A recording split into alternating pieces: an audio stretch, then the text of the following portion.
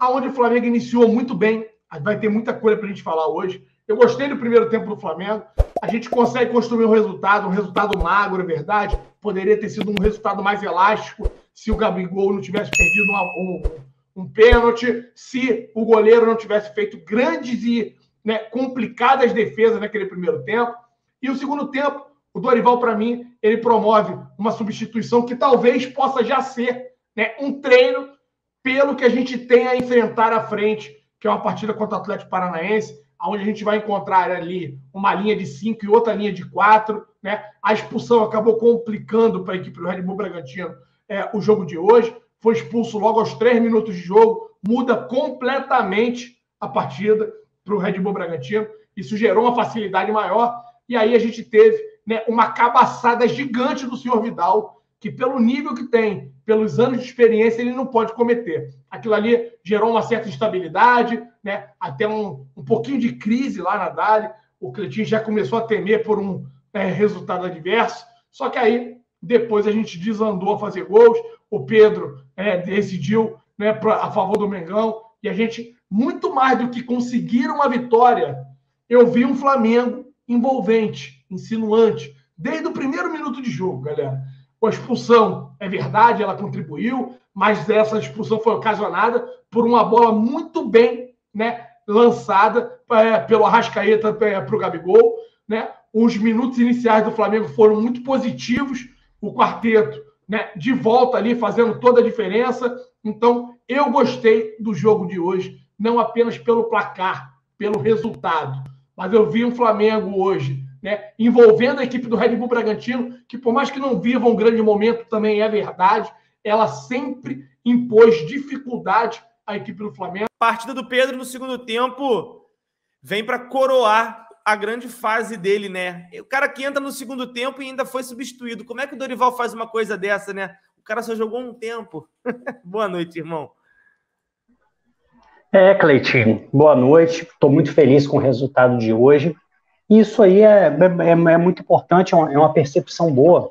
O jogador, talvez o Pedro não tenha conseguido se encontrar no primeiro tempo, apesar de um Flamengo muito dominante, rodando muita bola, uma área muito congestionada, que é ali onde o Pedro é mais fatal. Então, muitas vezes, quando o Flamengo encontra um time muito fechado, o Pedro e o Flamengo precisam fazer um jogo de paciência.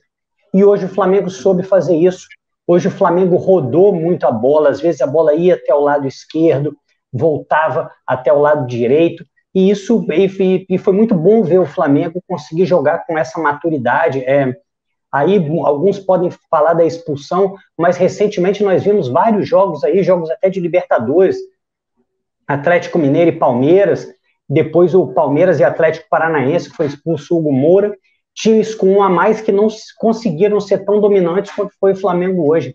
Eu acho que a gente tem que enxergar mérito, até porque a expulsão ela é decorrente de um Flamengo que começou avassalador. O Flamengo começou dando aquela resposta. Eu entendo assim, o Flamengo deu aquela resposta que eu pedi antes do jogo, que todos nós pedimos. O Flamengo precisava hoje se reafirmar como o grande futebol do Brasil e como o time que é favorito a ganhar as duas finais que vai jogar. Se vai ganhar, a gente não sabe, vai precisar ser decidido em campo. Mas o Flamengo precisava reafirmar essa condição de um time que tem como jogar um grande futebol e de um time que tem como ser dominante, e hoje foi o que aconteceu. Hoje eu acho que o Flamengo voltou a ser o Flamengo, até porque depois a gente vai falar individualmente como é que foi o jogador, como é que não foi. Hoje o Flamengo ganhou de 4-1, e eu consigo falar tranquilamente que o melhor jogador do time adversário foi o goleiro. Então, alguma coisa muito importante aconteceu hoje. E eu acho que é um Flamengo jogando uma grande partida, falando especificamente do Pedro, Cleitinho.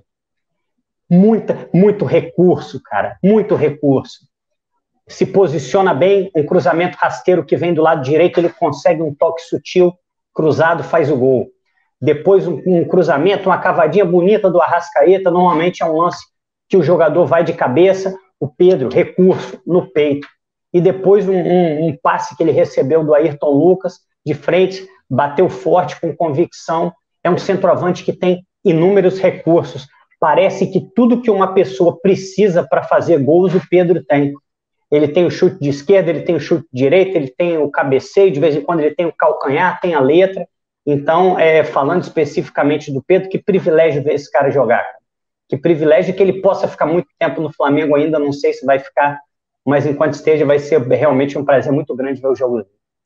É isso aí, o jogador que está voltando da seleção para a sua verdadeira seleção, né? E fez a sua parte brilhantemente, reverência atrás de reverência. Primeiro gol foi aos 66, né? 66, e o último aos 71. Num curto espaço de tempo, o cara resolveu jogar e sacramentou a vitória do Flamengo. 3 gols, um atrás do outro, para ninguém se queixar. E aí, Alan, teve uma mensagem do Manuel falando aqui, ó. Gabi perde 4 dos últimos 5 pênaltis e Vidal cabaço. Não lembro do Gabigol ter perdido tanto pênalti assim, não.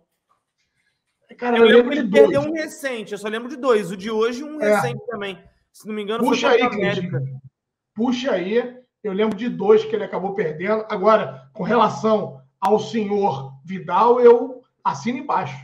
Assino embaixo. Eu acho que o Vidal, pela experiência, já comecei falando isso aqui, pela experiência e pelos anos de Europa, ele não pode cometer o erro que ele cometeu hoje. Né? Se isso é numa final, galera, a gente ia ficar puto pra caralho.